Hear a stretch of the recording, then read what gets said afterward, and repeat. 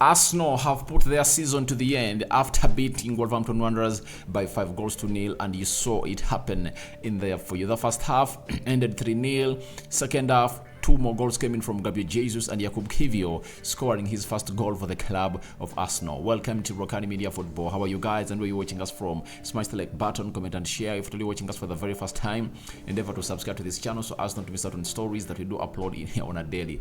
Xhaka stealing the highlights of the day, scoring a brace, and obviously looked like his final game for Arsenal, though we never saw his goodbyes, but it looks like he's set to leave Arsenal and obviously go ahead and play for the German best side known as Bayern Leverkusen. So the game really started off in a very good way, and Arsenal came on through. They had no pressure.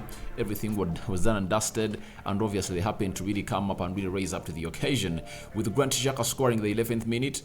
Then he doubled the lead in the 14th minute. Bukayo Saka, having taken very many games without scoring, went ahead to score his, was it the 15th goal of the Premier League season, right, in the 27th minute. Gabriel Jesus in the 58th minute found himself on the score sheet, and Jakub Kiwior on the 78th minute, he scored in there for you. But Jesus also had an assist onto that beautiful game of football and really gave Arsenal what they really deserved. And it came to my understanding that Arsenal just couldn't handle the pressure. The way they put Wolverhampton Wanderers to the sword was really easy. It was like a hot knife passing through butter. That's how Arsenal found themselves in a situation of obviously beating this Wolverhampton Wanderers side, and obviously they did all what it took, and there are very many saves from Trossard, Xhaka, and very many others. Arsenal found itself on the high, and they really humbled Lepatogui at the Emirates. And it reminds me how Arsenal really went ahead to end last season. Remember last season, Arsenal went ahead to really end its last game by beating Everton by 5-1. Remember, it was at the Emirates. This time around, they're going to have to keep a clean sheet. That really puts Aaron Ramsdale, I think, to, are they 15 clean sheets this season? Yeah, 15 clean sheets this season. That is Aaron Ramsdale for you. Another achievement for him that he's going to have to achieve at the club of Arsenal. Remember, David De Gea has won the Golden Glove. The Golden Glove of the season. He has gone ahead to keep 17 clean sheets. That is David De Gea for you. But Aaron Ramsdale is another one who is really next to David. I think he's having 15 because he was having 14, and then he found himself conceding the previous games of Arsenal. But this game has gone ahead to show to it that when Arsenal has no pressure, this is how they play. You know, no matter what changes the manager makes, he just finds himself in a position of really winning the beautiful game of football. Today, he went in with the unchanged 11, Ramsdale, Thomas Partey right back, Ben White, Gabriel Magalhaes in the central defense, Jakub Kiwior played the left back, Odegaard, Jorginho, Xhaka played in the midfield three, Bukayo Saka, Gabriel Jesus, and Trossard, a team that really started against Nottingham Forest but couldn't really get a result. This time round, they found themselves beating them 5-0. I think it has been, this is the third time in the season when Arsenal is putting 5 goals past an opponent. They first put 5 past Nottingham Forest. They put, the team they put 5 past, I've forgotten. There are 3 teams. This has been the third team Arsenal's going to hate to score 5 goals, and this time round they've gone ahead to put 5 past Wolverhampton Wanderers. On paper, when I was doing my match preview, I never even came up and really thought that Arsenal could go ahead and really put 5. I thought it was going to be 3-1, 2-0. That was my prediction if at all you watched my match preview very, very well. But Xhaka scoring a brace has gone ahead to take his tally yet to another level this season, and he is in double figures for the entire number of goals he's going to have to score for Arsenal this season. That is Xhaka, and I think that is one of the things that he should go on and really know that Arsenal is going to go ahead and miss about him. He has played 37 games in the Premier League, just missed 1, 7 goals, 7 assists. Those are 14 goal involvements. He has 2 goals in the Europa League. Those are 9 goals, meaning that he has gone ahead to have 16 goal involvements. For a player like Xhaka in his caliber, coming out and really putting out such a performance, you understand how exactly Arsenal has gone ahead to really benefit from him, and they are going really to miss him, because even if you wouldn't like him to be there as a starting option into your starting 11, I think his experience and leadership and those goals will be needed, because Arteta tried to change him to play him as an advanced midfielder, though doing the box-to-box role, and he has gone ahead to find himself scoring 7 Premier League goals. 7 Premier League goals. It shows you how good he has gone ahead to go. When you look at Gabriel Jesus, he's gone ahead to score his 11th Premier League goal, and he has gone ahead to put in another, is it his 7th assist of the season? So those are 18 goal involvements, and this is where I come in through, and I really school every Arsenal fan outside there who has always come out and really said how they don't want to accommodate, or how they don't see goals coming in from Gabriel Jesus. Trust me, if Jesus never gotten an injury that kept him out for all those months, 3 months, would have gone ahead to hit double figures at Arsenal. You know, he has been 9 goals away from hitting 20 goals a season. Trust me, in those games that Arsenal played against Brighton, Tottenham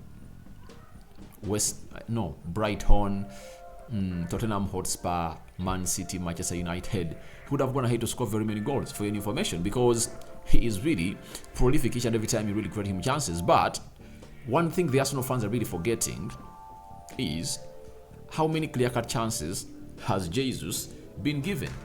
That's supposed to be the huge question of how many clear-cut chances have you given your number 9, because Haaland is scoring those goals because he is always given those chances.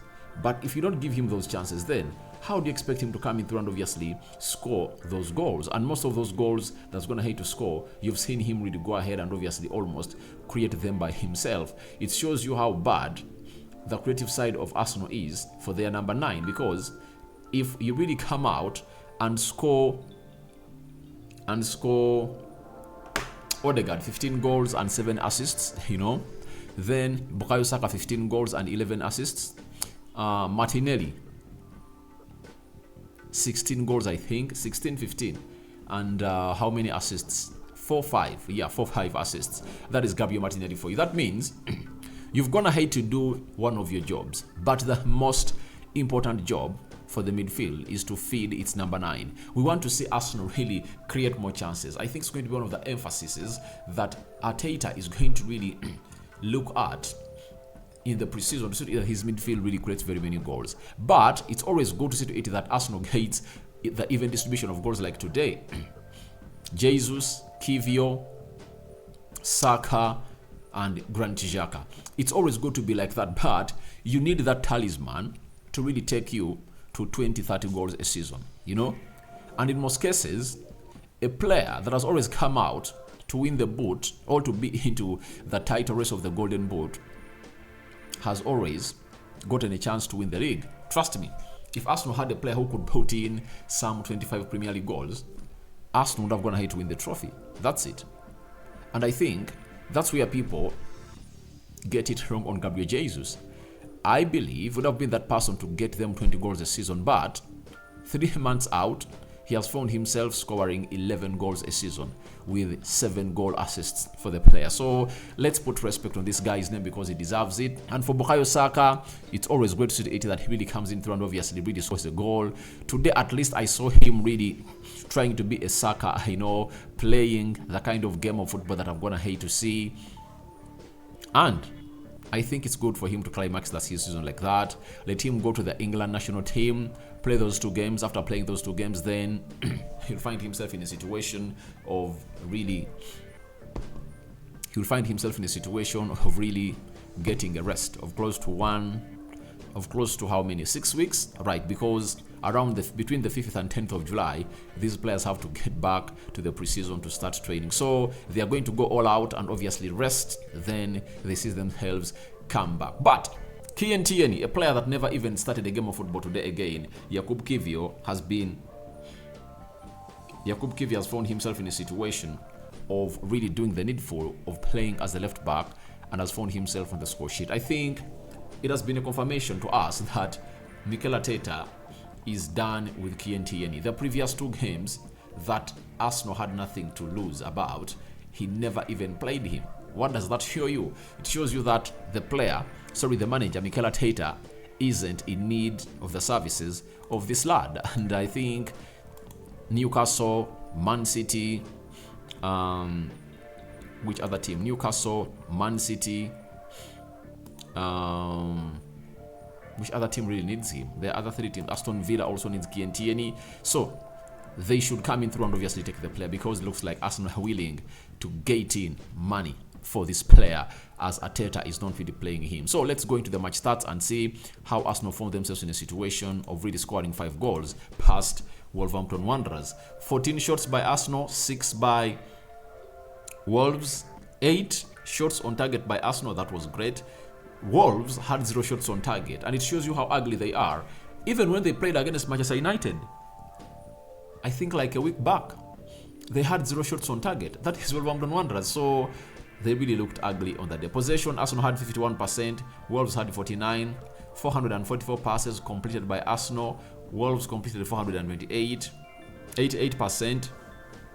Passing accuracy by Arsenal, 87% passing accuracy by Wolves, 8 fouls by Arsenal, 11 fouls by Wolverhampton Wanderers, 0 yellow cards to both sides, 0 red cards to both sides, 1 offside to Arsenal and 0 to Wolverhampton Wanderers, 8 corners to Arsenal and 4 to Wolverhampton Wanderers. Let's get into the table and see how everything is going to pan out. Man City, 89 points. Arsenal, 84 points. And at the beginning of the season, I had predicted that Arsenal is going to hit 90 points, but they just imploded and obviously found themselves in a position of obviously not doing the job that was required of them to do, and they never really gave us the best they deserved in the last 10 games of the season. United beating Fulham by 2-1, 75 points. Newcastle, 74 points. Meaning that Man City, Arsenal, Manchester United and Newcastle, Champions League football. Liverpool, Brighton, UEFA Europa League. Aston Villa, Tottenham Hotspur, Conference League. Then, Leicester City, Southampton and Leeds have been relegated back to the Championship. And this time round, it has been really a record made, because it's rare to see that all the teams coming in from the Championship survive relegation. And all the teams that were relegated have been in the Premier League.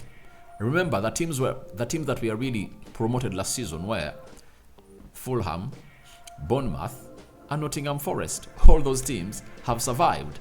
And how did Nottingham Forest survive? By beating Arsenal by 1-0. So it shows you how huge this has been for Arsenal, and they never really raised up to the occasion that they needed to come up and really show us exactly what they are. They imploded at the game of Brighton and Nottingham Forest, and City had to win the game, then had to win the trophy the next day. So smash the like button, comment and share. If you're watching us for the very first time, endeavor to subscribe to this channel so as not to miss out on stories that we do upload in here on a daily. I think that's what we had for you here onto the Rokani Media Football as far as Arsenal game is concerned. A clean sheet kept.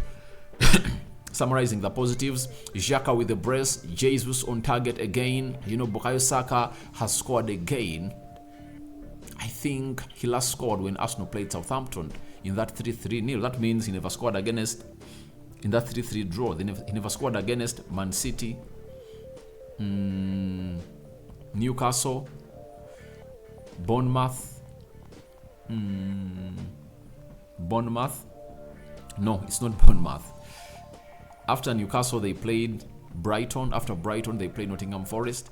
After Nottingham Forest, Arsenal have gone ahead to play against Wolverhampton Wanderers. So it had taken him close to 5-6 games without scoring, and here he comes putting the ball at the back of the net. Positivities are really huge, and now we get into the transfer window to see which players are Arsenal going to go in for as they really prepare for their much-awaited pre-season, as I brought you in the previous video, with the manager of Arsenal, Mikel Arteta, and Edu revealing to us exactly what their plans are. I sign out for now. See you later. I cover you all in the precious blood of Jesus Christ. May the living true God bless you and bless you abundantly. I'm out.